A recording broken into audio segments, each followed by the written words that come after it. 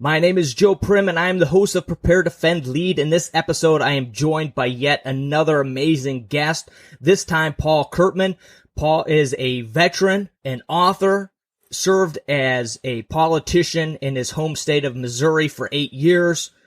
We get into what is going on here in America, because Paul is all things freedom. The comfort and distractions of today collide to indulge our desires and provide a slow death by apathy.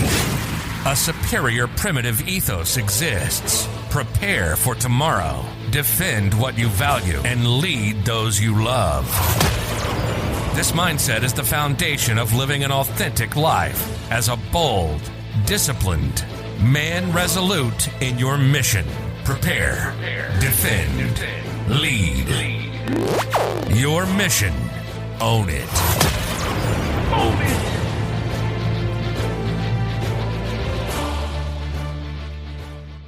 Paul was a past guest on Ever Vigilant back in the day, and it was quite interesting to just reminisce for a few minutes on how much has changed since our last interview on Ever Vigilant, and unfortunately not for the better.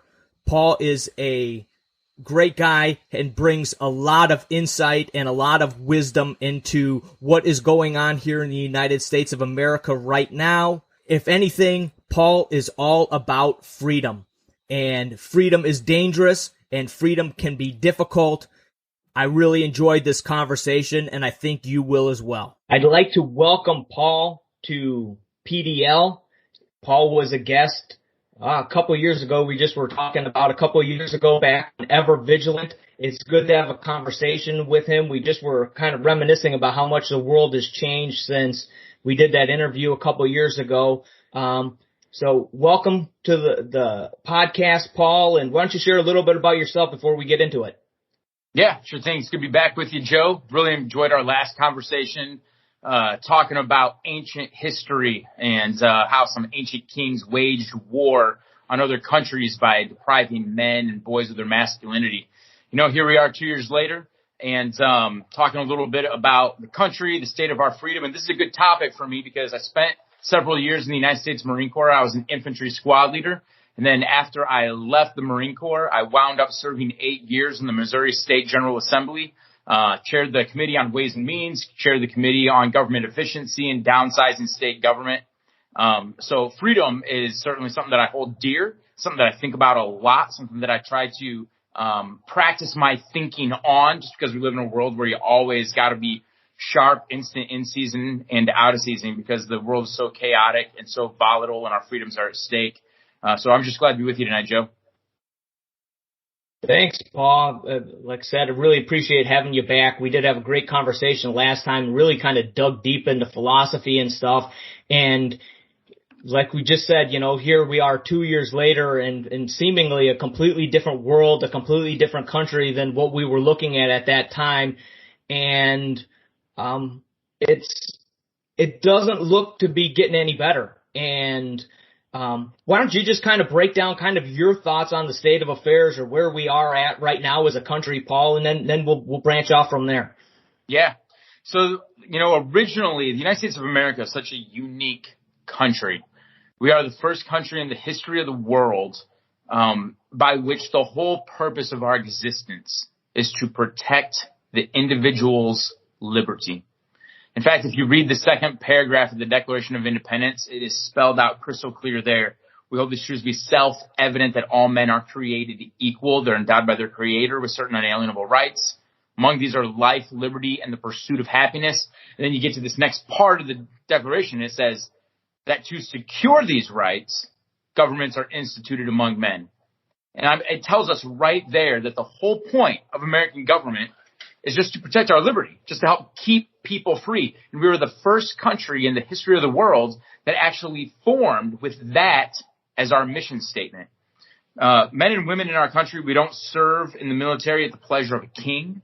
We don't have a king telling us who we can and can't worship, how we worship, what we can and can't say, whether or not we can own property. We're just unique. And I like the fact that we call this the American experiment because it's relatively new on the world stage. having a nation, especially one that's been so powerful and economically prosperous as the United States of America. And still to this day, we have the same single document constitution. And when you read it, it's very small. The whole thing can fit on just like a page or two of a Microsoft Word document. Still, the whole point of American government is to keep people free. However, for decades, if not at least a century or more since the Civil War maybe, there have been attempts to subvert our form of government, the purpose and the role, the size and the scope of our government. And so now, you know, in 2021, we live in a country where if you had to ask, you know, what's the purpose of government in America? Why do we have America? You're going to get a myriad of responses. And it's very likely none of those might reflect anything that our founding fathers put in the founding documents. I'll give you a good example of this. In 2005, I'd only been off of active duty for just a couple of years, and I was taking a political science class at the University of Missouri St. Louis. And the professor, on the first day of the class, he asked people, what's the purpose of government? I guess it all depends on which government you're talking about. But specifically speaking, American government, the purpose of government is to keep people free. We just talked about that. It's in the Declaration of Independence. It's the whole point of our founding documents. This professor said that the point of government and the point of American government is to make sure that we efficiently distribute resources to people. That is not the purpose of government. Like, that's what you might get if you're listening to a communist teach about the purpose of communism, but that's not the purpose of American government. And that was back in 2005. I know that students in classes decades before that, back into the 60s, even the 50s probably, were hearing that type of propaganda from authoritarian type of ideology, you know, communism or socialism. But now we have a government by which you see people running through the streets, smashing windows in the name of justice. They think that in the name of justice, they have to commit more injustice. And I don't even think that that's really what they believe. I think that we just have hoodlums taking advantage of social issues or issues of justice, and they are just going out and they're just robbing and stealing and thieving. And it's been happening all across America throughout 2020 and even into 2021. And I think that when you look at what's being taught in our schools, for example, critical race theory, this idea that if you're born white, you are inherently racist. You are an oppressor, and you have to carry the guilt and the burden for all the white people that have ever lived and for everything that they've ever done to anybody of any other type of ethnic or racial group. And kids as young as 3 and 4 years old in kindergartens are being taught this stuff, being taught to hate themselves, and other kids of other ethnicities or racial groups are being taught to hate them. And this is where we are in America. And this is not a little thing. This is not an isolated incident. This is across the country. And so I think that we are in an extremely dangerous time in America where the people are really struggling. Americans are really struggling with an identity crisis. Who are we as Americans? Are we people that believe in things like equality under the law? We believe in things like owning property, the ability to acquire and find economic mobility so you can do better for yourself and for your children. Do we believe in that type of thing? Do we believe in the freedom of speech? Or do we believe, as is being argued by people on the left today, that speech is equivalent to violence? Speech is not equivalent to violence. But there are people out there pushing that, and they're saying that if you believe certain ideas or if you say certain ideas, well, then punching you or shooting you is really self-defense. And they're making those arguments. And so we see this groundswell of violence in America because people don't understand what freedom is. They don't understand what liberty is. Previous generations have done a terrible job of teaching younger people the value of individual liberty. But it's the younger generations that are actually going to tip the scales and throw this country into the death spin of communism and socialism. And so I think that right now in our country, we're in an extremely dangerous time. And I think that only history is going to demonstrate for, generations to come exactly what was at stake in 2020, in 2021, in 2022, in 2023. But unfortunately, I think that too many Americans are still, to use a figure of speech, fat and happy. We're distracted. We're still distracted with the blessings of our freedom, and we have not put in any attention into maintaining or being good stewards of the freedom that we have. But I think that we're living in an extremely dangerous time because it's not isolated incidences. We're seeing things like this play out across the whole country, and even our own leadership in Washington, D.C. can't bring it themselves to stand up for the people of Cuba who are down there fighting for their own freedom against an authoritarian government that has been murderous for decades. So that's where we are in America right now. It's dangerous, and my only hope is that God intervenes and that people begin to wake up and start teaching their children about freedom and teach their children to stand up and start standing up themselves, because this is the last thing I'll say as far as this introduction, Joe. You're either at the table or you're on the menu. And so if you don't want to stand up for people's liberty right now because you don't feel like you have anything at stake, you are at stake. You are the stake. And you're about to be devoured with everybody else. And it's probably going to happen before you even realize it.